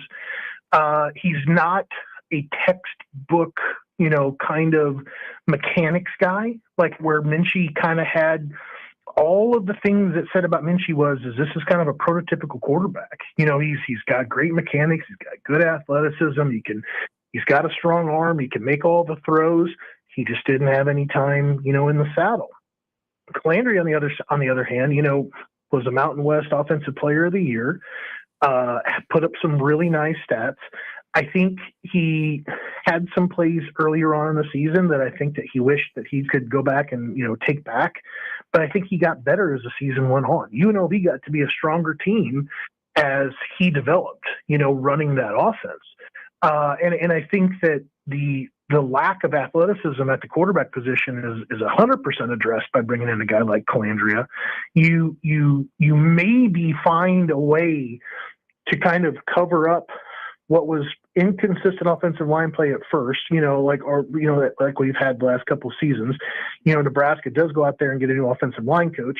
They bring in 3 portal guys to backfill holes and just to try to improve the play, anyway. And then you're interested to kind of see developmentally what Jeep Wade can kind of do there. But then, maybe Nebraska doesn't bring in a portal running back, and we're still kind of waiting to see and watching the picture there to see if a guy like Marty Brown or somebody else emerges and anything like this can happen. Honestly, I think that ship has sailed. I think you're kind of moving on with what you got in the running back room. So now maybe instead of, bringing in another bell cow kind of running back to replace Emmett Johnson, to take some pressure off the room, take some pressure off the team, you're putting in a quarterback who's ran for 1,000 yards, and you're bringing in some better offensive line help up front, like a guy like, Brennan Wade, that was a fantastic run blocking, PFF guy for Iowa State. And so maybe that's Brennan Black, excuse me. And that's a guy there that you think you can kind of build something with when you put him at one of the guard spots. And then you're trying to get back to hoping that one of the, those younger offensive linemen like Grant Bricks and Gibson Pyle and Preston Tomua, that you can get those guys back on the right path to where, I know Pyle was hurt, but, nobody's talking about Bricks and nobody's really talking about Tomua. So can you get those guys re-engaged through a new position coach to get them on a path to being productive? So that room, the quarterback room is really interesting because you do get Kalen. Kalen comes back. Danny Dimes comes back to Lincoln. You pick up a 2026 quarterback that looks very similar to Calandria, because he's kind of a similar, tuck it and run it, process things very quickly, see things break down in front of him, and knows that he's got to do something with the ball. And I think that room now goes from, a lot of uncertainty with TJ Lateef to having a lot of things. I think that people are going to be very excited about this next season and see when watching them all develop. It's Brian Munson with us here, HuskerOnline.com. And Brian, as you look at the portal haul as a whole, the 3 positions or position groups we circled coming into the portal: quarterback, offensive line, defensive line. The quarterback room has been completely retooled. The offensive line looks like you've brought in at least 3 new starters there to come in, or at least guys that can compete for that 2 deep. And then you look at the defensive line, specifically that interior defensive line. You had the news with Andy Berberia this weekend as he flips his commitment from Nebraska to Clemson. What do you make of Nebraska's work along the defensive line in the transfer portal? I think Nebraska went through publicly, trying to find the right folks to bring in to upgrade and fill some voids on their defensive line. And I think everybody now understands that may be one of the hardest positions to get top talent, to come play for you. I think it's a very competitive market. We saw it all the way up to the very end. I mean, you had Stodmeyer that was in town, Owen Stodmeyer, the defensive tackle from Boston College, who's not a 6'5", 330-pound dude. Like some of the guys we were all kind of thinking that you needed kind of a space eating, block eating, one gap nose tackle. Let's not say defensive tackle. Let's say nose tackle. Guy that's really sitting there in the A gap, that's really going to work, right? And he's drawing a double team basically every single time. Those guys right there, the guys that Nebraska got, they can play that spot. And, but they weren't really necessarily what I think Nebraska had in mind at the very beginning, because they targeted some larger individuals, taller individuals, more 6'4", 6'5". The kid from Kansas State that ended up committing to SMU, I think he was like 6'5", 330. The guy that was from Washington that committed to Texas Tech, he was a big dude, 6'4"-ish. So I think Nebraska found some guys that they can kind of put together and work in the aggregate of kind of helping out that nose tackle position. I feel like they had a good number of three technique guys that were already on the kind of the team already. When you start talking about Van Poppel and Tyson Terry and a Malcolm Simpson, who we didn't really even talk about a year ago because he had been hurt with Tyson Terry. I think you got 3-4 guys that you can kind of work there at the 3 tech. You pick up a UCLA guy that's more of an edge, but he's at 6'5", 260-ish. So is he a 5 technique?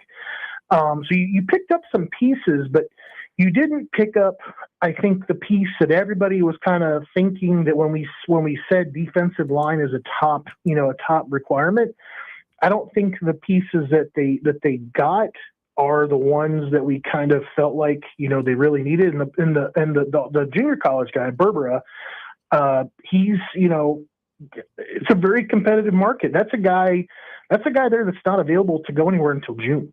Everybody kind of misses that a little bit. He's not eligible to get out and enroll anywhere this week. He's a 2026 class guy who has academic issues getting out of Council Bluffs. So he's not going anywhere until June, which I think drives the market down on him some. I'm kind of happy with the trade that Nebraska honestly made between he and Stoudemire, because Stoudemire, at least you're going to get him there at Lincoln. It does sound like he's coming off of an injury, but you can at least kind of get that guy back in shape to help you out.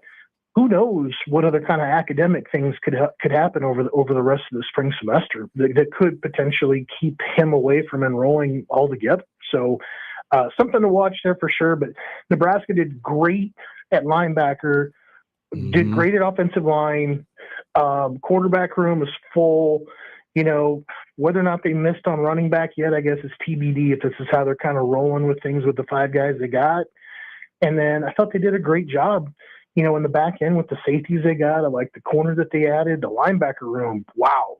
What an overhaul they got too. So it's a very interesting class.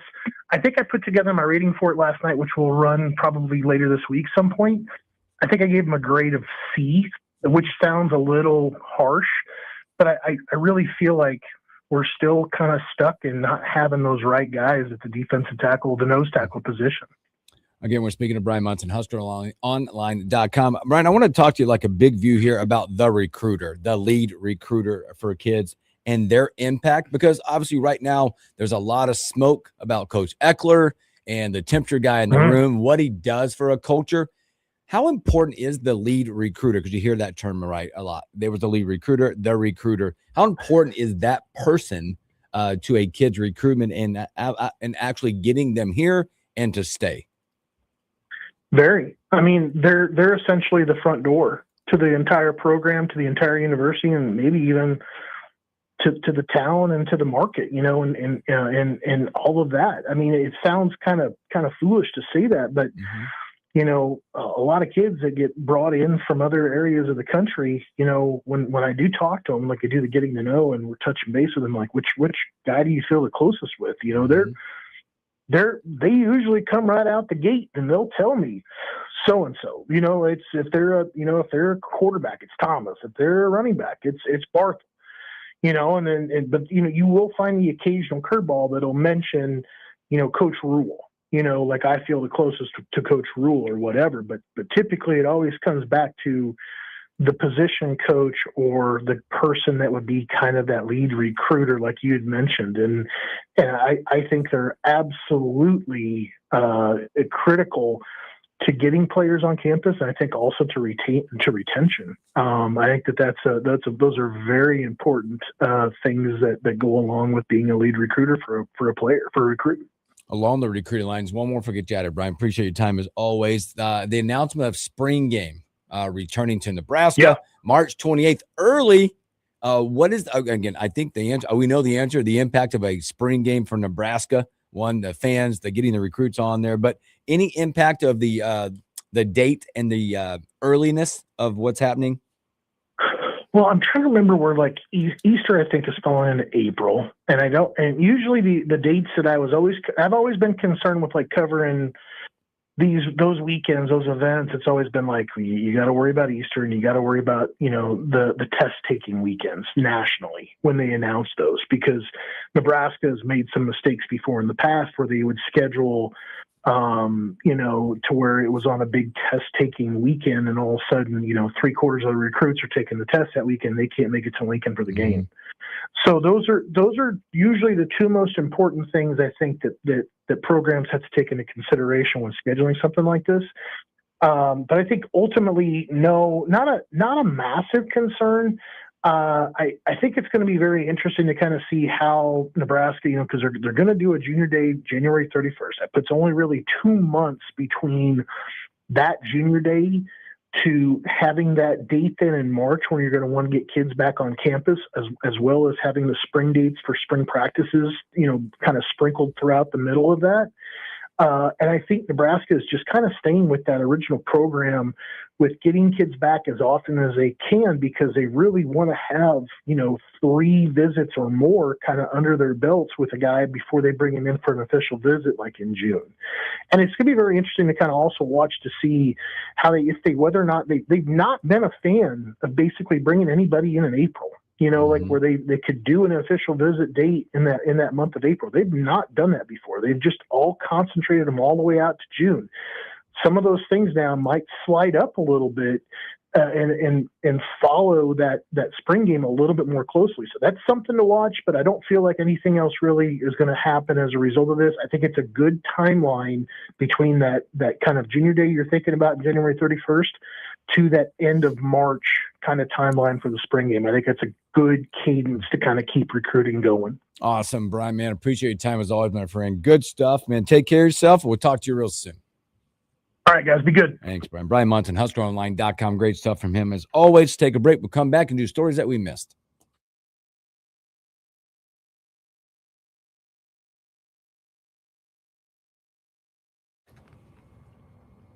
This is such a crazy story. Good stuff.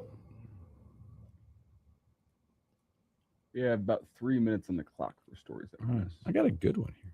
It's a wild one, I think.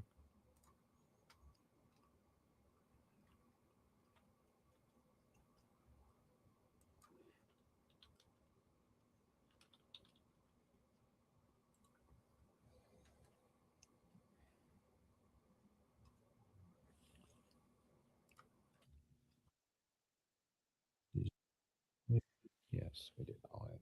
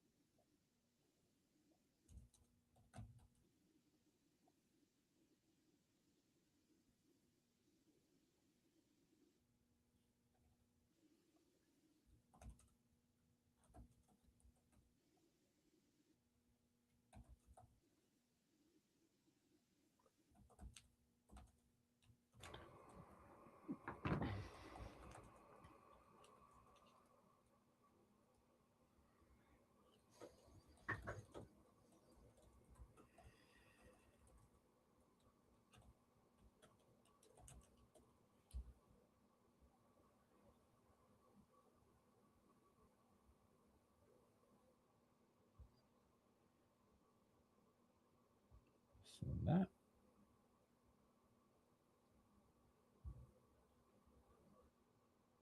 All right. All right. All right. All right.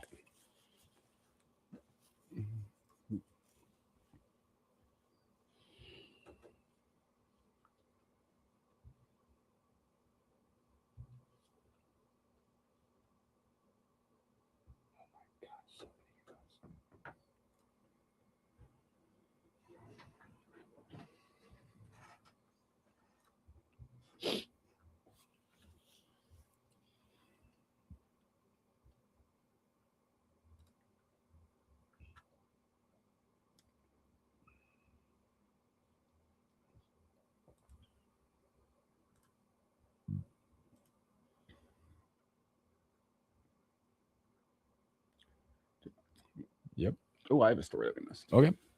Look, we each got one. I have one. I had to look for it for a second, but I got one. Did you take that? Yes, I did.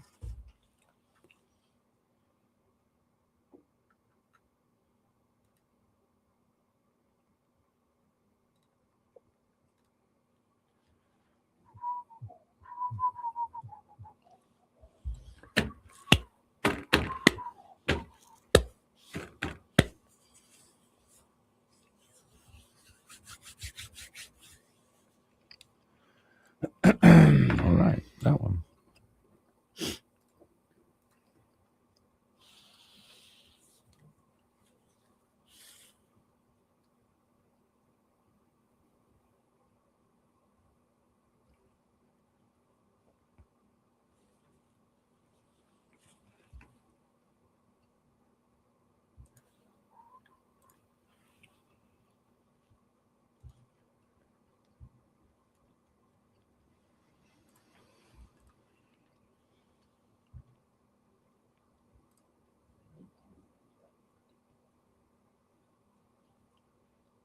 That's cool.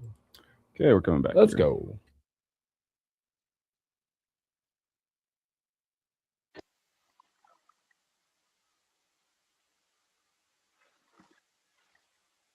Welcome back in the morning. Hookup. Special thanks here to Husker Online's Brian Munch, hanging out with us, talking recruiting and a whole lot more.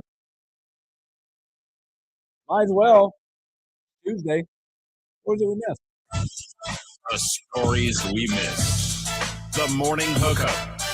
I don't know if this is kind of crazy, but it's at a Live Golf, and I don't like Live Golf, but this is kind of wild. Michael Lesasso, Ole Miss golfer, maybe is like top amateur, announced on Tuesday. He's the reigning champion, by the way, college champion. He just signed a deal to join Phil Mickelson's team. He's the 13th ranked amateur in the world. He's foregoing, I think, a year and also giving up a Masters invite. I bet you as a college golfer, that money is worth it. Yes. That's crazy. Isn't it wild? Like you see like the imbalance, like the money. Here we go. Another money deal. But it's the first case of its kind that you're getting a guy out of college foregoing a season to join Live and giving up a illustrious Masters invite. Giving up the Masters invite is a bigger deal than giving up a season of golf. If you have the opportunity to give up golf and go pro, I'll give up college golf, I should say, go pro and make some money. I don't blame the kid. Giving up the Masters invite's big, but I guarantee you that money he could make in one season playing Live Golf might be life-changing. Mm-hmm. So it's crazy. Don't necessarily blame him. Another story. This comes from Brett McMurphy this morning. Whoa! We have the first game of the 2026 Big Ten season on the books. Indiana will host Ohio State on October 17th. It's a little early preview that the Big Ten released this morning. The remainder of the Big Ten schedule will be released a week from today. I wonder why they released that one. Because Indiana just won the Natty, and everyone's going to be curious about that game. I assume that's probably going to be big noon kickoff. But yeah, man. Saturday, October 17th, Indiana hosting Ohio State. And we'll get a week from today a look at the rest of the Big Ten schedule. So we'll have Nebraska's schedule next week. Something we talked about earlier as well. Unfortunately, Warriors Jimmy Butler suffered a torn ACL last night. Hate it, man. He's a good player.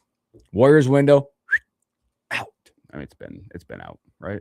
With the Thunder, the Nuggets. They're 6 games above 500 right now, and they're like 9th in the West. There's your Western Conference again. Tomorrow, Husker legend Henry T. Buchanan.